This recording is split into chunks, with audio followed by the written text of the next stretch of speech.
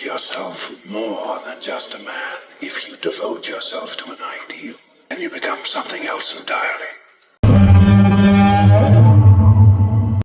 Hello everyone, it is me here returning back with another Dark Knights news video. This is one of the videos I said was not reaction related. We have another situation where villain's journey, also known as Melissa Benoist, is being toxic. Due to the length of most of the clips, there will be a black screen. This is a warning in regards to copyrighting my content. The following video you are about to watch has a copyright rule. If you are reacting to the video for the purpose to post your reaction online, do not. If you do, I will file a DMCA and copyright claim your videos, or wherever you post it. If you use my video in the video format or image format or have it on screen to post on social media, in article format or anywhere else online, I will file a DMCA and copyright claim. Here is the first clip. Blessing to play such an iconic character that, you know, is so lasting, that so many people have relationships with. So yeah, it was a life-altering piece of work for me. This toxic lady is now using the word blessing combined with her lie from the 5 Things video from earlier this year to manipulate the audience. So I kind of knew, I was like, oh, this is going to be like a chance to play something iconic and like... This toxic lady claims that people have relationships with her character and claims it was a life-altering. The only altering thing was that she destroyed the lives of the arrowverse audience. She also never cared about the relationship because she never thought about the audience at all. Remember this clip back from 2024? I feel like I don't ever think twice about what anyone will think of or how they will judge my character, or if they don't like them, it doesn't matter. Let's move on to the next clip. So what was the audition process like? How did you hear about it? How did it all come to be? Well, I was the very first person to audition. I'd heard about it from my agents, and I saw it, and they said, oh, this is going to be a new network TV show. It's the first female superhero show since Wonder Woman, since Linda Carter. Worked on the television show Glee before that, so people didn't really know who I was. And so I had to really prove myself, essentially. 3 auditions just for the creative team, and then I had to do 2 screen tests. So it was a process. She once again uses Wonder Woman as another lie, just like she did during 5 Things. So definitely some type of lying going on. She claims she had to prove herself. What so-called proving herself? And this lady, even now, is the same toxic person she was back when the show started in 2015. Claims it was a process, but even after doing all that to get the role, this lady still had full intentions to do evil. Let's move on to the next clip. So there was really no surprise when the show skyrocketed. I mean, I kind of. Everybody wanted it to be that. And, you know, it was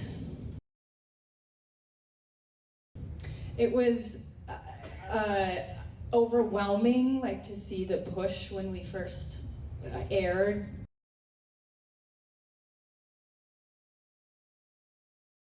The press for it was crazy. Like, my face was on the tarmac of LAX.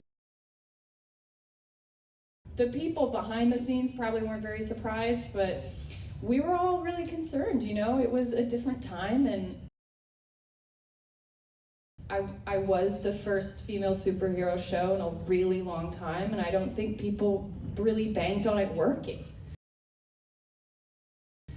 But I'm really glad I did. This toxic lady claims that everyone wanted the show to be successful. That is a full-on lie because she just wanted the show to be a resource to do evil. She claims that things were overwhelming, but that is a lie. The fame and attention was what this lady was hungry for, on top of getting the resource to do evil. Also, this overwhelming lie is similar to her responsibility lie from... I knew that Supergirl was going to carry a lot of pressure and the responsibility. And this clip.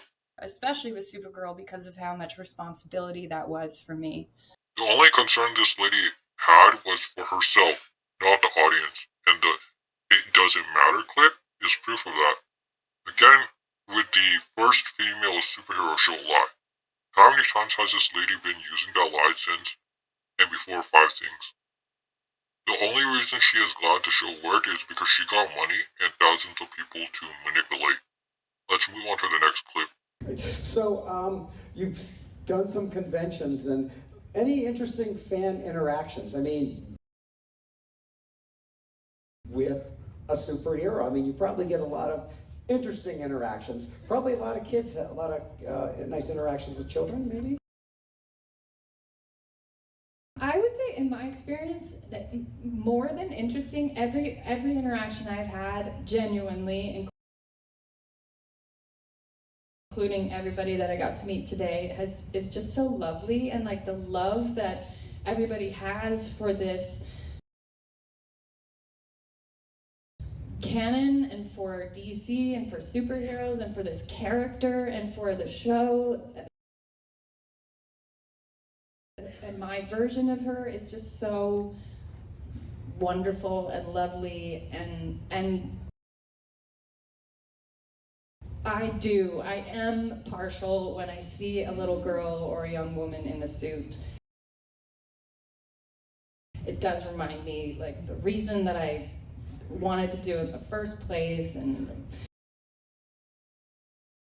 what it represents is so powerful still to me. This was a huge manipulation tactic by her. She claims that her interactions with the audience was genuine, when that is false. Remember the "it doesn't matter" clip from earlier? This lady since 2015 has never actually thought about the audience. Claims she viewed the audience as lovely, which is false. This lady had zero issues with her character God Complex Girl being racist towards humans or having emotions. And it's okay if you are. I'm not. That's what humans do. And I'm better than that. She claims she loved that the audience likes the canon, but that is false because she had zero issues with the fact that her character God Complex Girl is a perverted, racist, sexist, speciesist, abusive, narcissistic sociopath. The canon is that her character of Supergirl is supposed to love her cousin Superman, but her character hates him. I beat Cal down to the ground when I had to. I'll beat her down too. At this point, my only response to this lady's 11 years of targeting young women and young girls is just a straight up sigh. This lady is always targeting them every single year. The line of the girls being the reason in the first place does not line up with what was said earlier in this interview. So, back to Supergirl, was that something that you had in your sights, or your agent or representative said, hey, why don't you try this? Was it something that you had a desire to do? Like, play a superhero? Yes. I didn't think, like I said before, I didn't think that it was ever in the cards for me. So no, essentially, I think every actor thinks, oh, that would be really cool, or that would be fun. I'd heard about it from my agents, and I saw it, and they said, oh, this is going to be a new network TV show. It's the first female superhero show since Wonder Woman, since Linda Carter. The agent might have recommended she tries out, but that was not the main reason. The line regarding young girls was not the main reason either. The things she is saying do not line up in chronological order. I think her main reason was actually to do evil. Here is the next clip. Theater is unlike anything else, and the interaction you get with the audience and the immediacy. Pressure is different, but I like the time that you get on film and the relationships and the community on a film set. That's so special to me. And This Talks lady claims in theater she cared about interactions with the audience. That is a lie, since her "it doesn't matter" and manipulative behavior most likely existed long before 2015. Just like she did back in 2024, she is still using the lie about pressure to manipulate people. She likes she likes about relationships and communities on sets being special to her. But that is a full-on lie. This is the lady who knew her character's racist behavior started before the invasion crossover and still lied to both the cast members and audience. Here is that clip. And Supergirl just wants to be a part of the club. She just wants to fit in. And the other clip. Well, I think Kara just wanted to be accepted and be like a part of the cool kids. And I felt the same way. And it was so fun to just be in this big group setting where everyone... It was this like infectious environment where we all... It felt really cool. But she had like good interactions with almost everyone there. Here is the next clip. I mean, anything with Kyler felt really special, and she's such a grounded, like whenever you are in a scene with her, especially if it's emotionally charged, she just drops in and she's just there with you, and we have such a special bond. So those scenes were not even challenging, just like really fulfilling and special. This toxic lady claims to care about Charlotte Lay, which is a full-on lie because just like all the other arrowverse actors and actresses, Charlotte is a victim of this toxic lady's manipulation. Also remember that by season 3, the character of Alex got turned into a toxic character who supports God complex. Here is the clip. Is this what it's like when humans exercise? This is terrible. It's no worse than light kryptonite poisoning. You had a stash of kills Kryptonians, Lena. It's personal. Also, this toxic lady has used the word special a total of 7 times in this interview as a manipulation tactic. Here's the next clip. So anything you're pursuing, anything you're looking at down the line here? I mean, always. It's a weird time in Hollywood right now, but I have a few things this year, so you might see me on your screen next year. And, I have a 5-year-old, and he keeps me really busy, and that's kind of it. Well, I guess that confirms that I am gonna have to make videos on her being toxic during 2027. And this lady uses her kid once again to manipulate the audience. Here's the next clip. I just wanted to ask what it was like working with Katie McGraw and basically how you got to change the relationship between a Luthor and a Super. She's one of my dear, dear friends. I miss her so much. She's tucked away in Ireland being a mom. Working with her was such a joy, and every time I saw our names on the call sheet together, I just would breathe a sigh of relief, because I knew it would just be like having a hang with one of my best friends. And she cares so much. We both did. So crafting that relationship and having it be a different version of that animosity and turning it into friendship just felt really special to us. So yeah, it was one of my favorite aspects of the show. This toxic lady is once again targeting another cast member. She claims to care about the relationship between God Complex Girl and Lena Luthor, but that is false. Just like how she manipulated Katie, her character manipulated Lena. She claims that a friendship existed between God Complex Girl and Lena, but that is false. Lena, just like other characters, were used as a tool, so the audience did not figure out how toxic God Complex Girl is. Remember this scene? You really do have a god complex. I need to be the only person in control of kryptonite on this planet. Supergirl's not all truth and justice like she pretends to be. Supergirl went behind my back and used my personal relationships against me. That's like something my mother would do. Here is the next clip. I just want to ask, what was a scene that really got you emotional during the filming of the show? Because I remember there were a lot of emotional scenes in this show.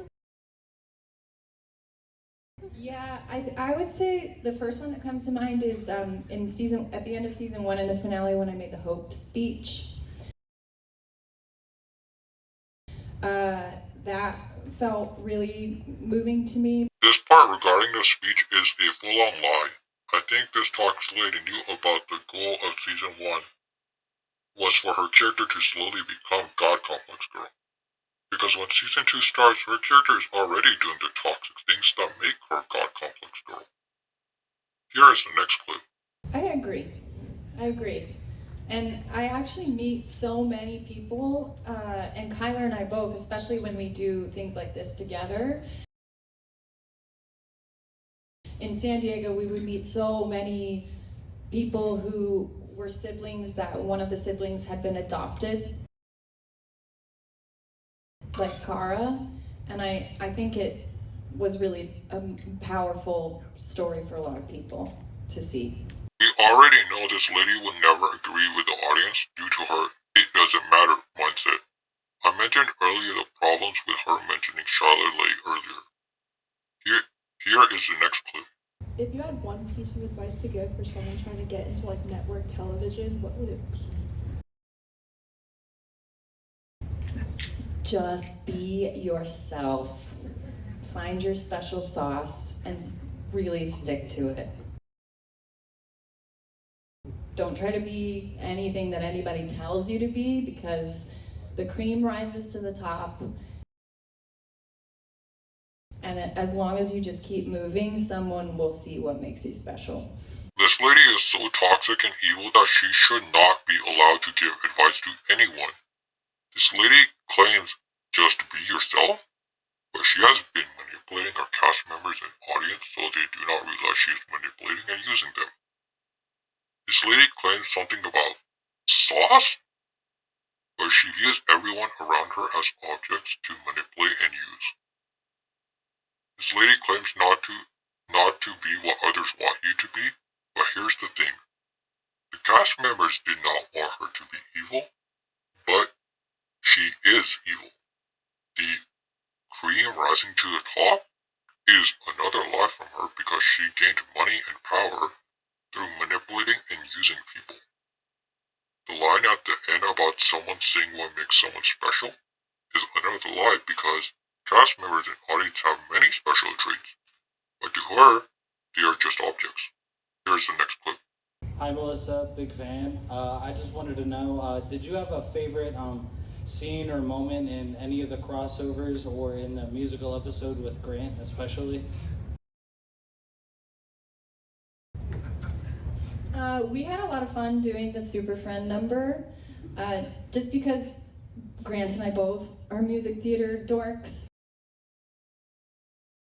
And doing it together, because we never got to, I think we got to do one song together on Glee. So having that moment in the Arrowverse was really cool, because they hired our choreographer from Glee. So that was probably one of my favorite moments of a crossover, but I just think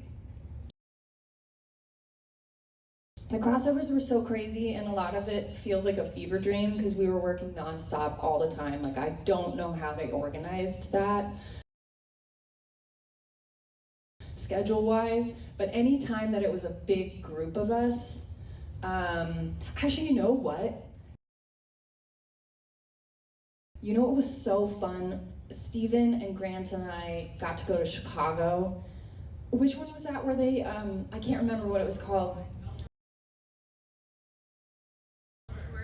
Yes. And when the three of us got to go to Chicago, we had a great time. She is clearly lying about why she likes the musical crossover, because that crossover was used to hide the fact that her character is a racist and an abusive person. The colored people in Beer's life are Joel, Arias, and Wally, yet he is singing a song called Super Friends with a racist character. for the villain time in this interview, this toxic lady targets other actors and actresses. She claims to care about the crossovers, but most of them were used to help her manipulate the audience, since the Earth 1 characters never actually found out about her character being a perverted, racist, sexist, specious, abusive, narcissistic sociopath. Here's the next clip. I would love to know, is there anything you can tell us about the original ending of season 5 of Supergirl, beginning of season 6? There were a lot of behind the scenes pictures of scenes that never made it into the final version of those episodes. Oh my god, I'd have to jog my memory. I was pregnant then, so I think I must have had mom brain.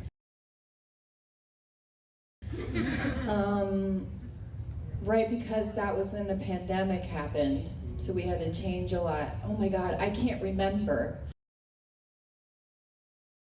But I wish I could tell you.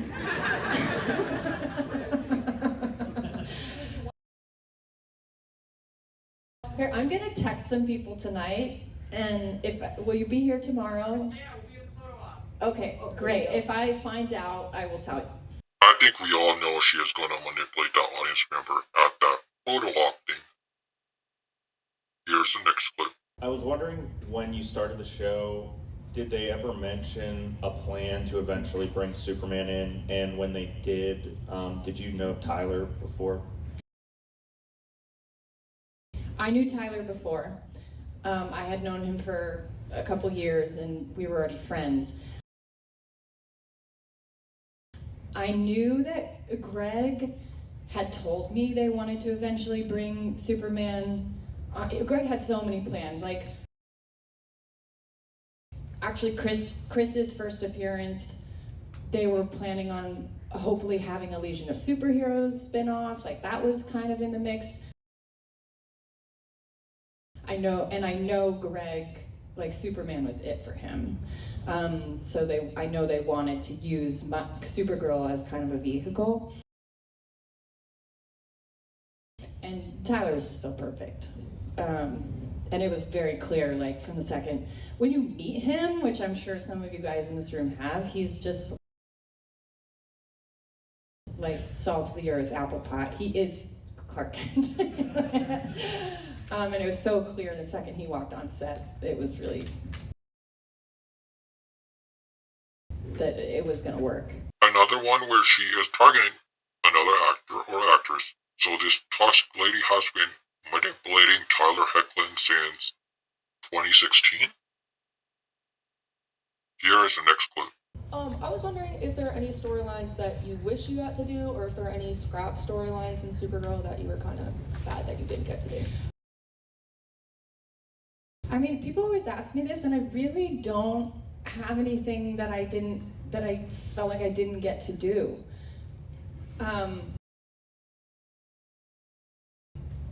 And I was so lucky in that way. It was such I feel like I got to explore so much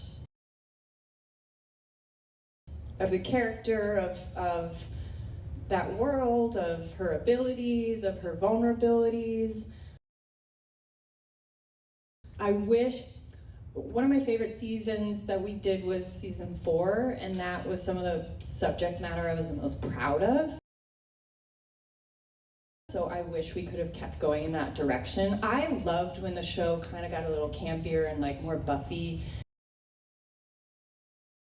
And we had like the alien bar, and people were in prosthetics. Like, I loved that. So a part of me, I think the network after that season was like, let's do less aliens. And I was like, more. More aliens. So I wish we had gone more that way sometimes, but no, I'm super proud of everything I got to do.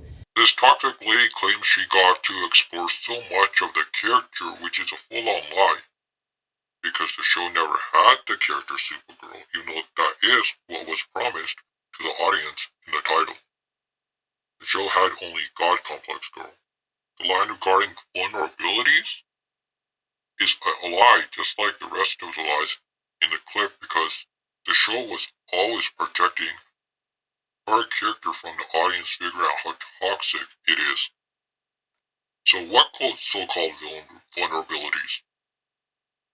The reason this toxic lady likes season 4 is because the first episode showed that the character is being a racist for 4 seasons in a row, and they spent the entire season trying to cover that up, like in these clips. Part of the reason why you were embraced as a hero is because you present as human. Most aliens do not share that privilege. I really don't appreciate you questioning my judgment. I'm just trying to offer you a different perspective. John, you left the DEO. So maybe now it's time you leave protecting the city to me. And this clip. It's not an ego thing or allegiance or anything like that. I feel the weight of the world on my shoulders. Here's the next clip. Obviously, it's like a fever dream, like you said, working with everybody out in the crossovers, but it had to be such a fun synergy to have all those shows pouring energy in. Is there any chance, I always imagined you guys like having an arrowverse like locker room with everybody hanging out. Do you guys still keep in touch at all? Is there like some sort of text thread? I wish there was one with everybody, but everybody's all, I mean, not that this would make a text thread impossible.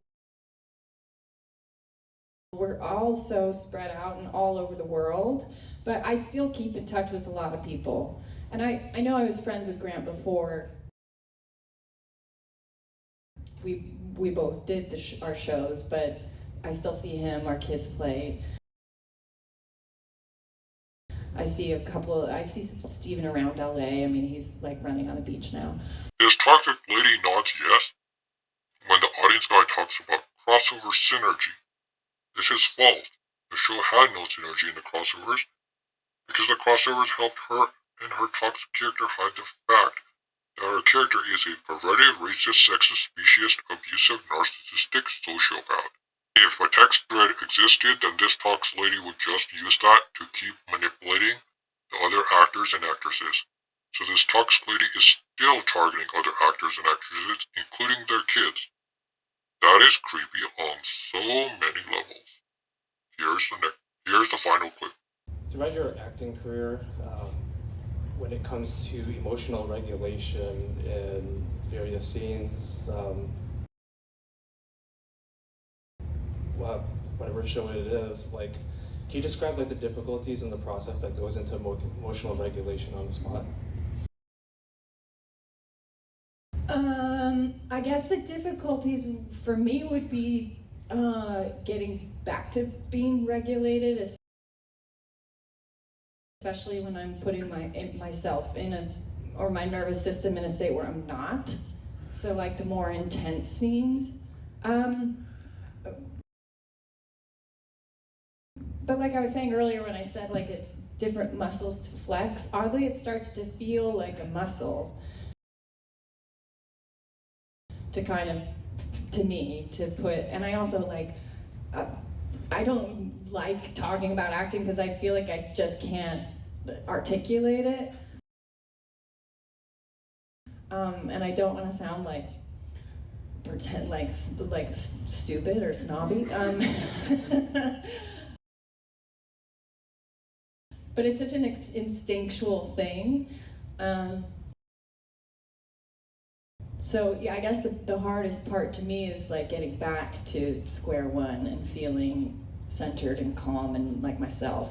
This toxic lady has been pure evil for over 11 years, so conventions should not allow this lady to give any form of advice. Because we all know this lady uses any and every chance to manipulate people. We have seen time and time again that this lady's only emotion is just to do evil. The words stupid and snobby would be accurate to the monster she is.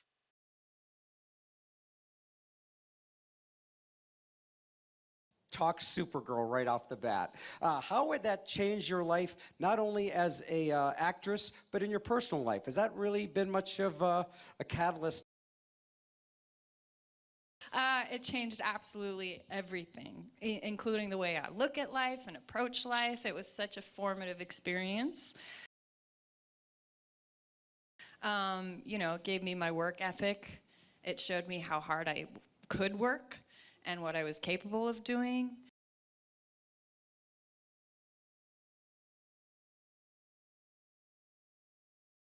Violin's journey, also known as Melissa Benoist, has no moral code. She does not feel compassion. She does not feel empathy. She does not feel sympathy. She is not capable of love and never has loved anyone. She is not capable of feeling guilt and remorse. She is not capable of redemption. She is not capable of being reasoned with. She is not capable of understanding the value of family. She is not capable of understanding the value of friendship. All because she chose God Complex Girl over everything that matters in life. If you're watching this in the morning, have a good morning. If you're watching this in the evening, have a good evening. If you're watching this at night, have a good night. Time changes nearly everything, but the mission and the legend of the Batman lives on.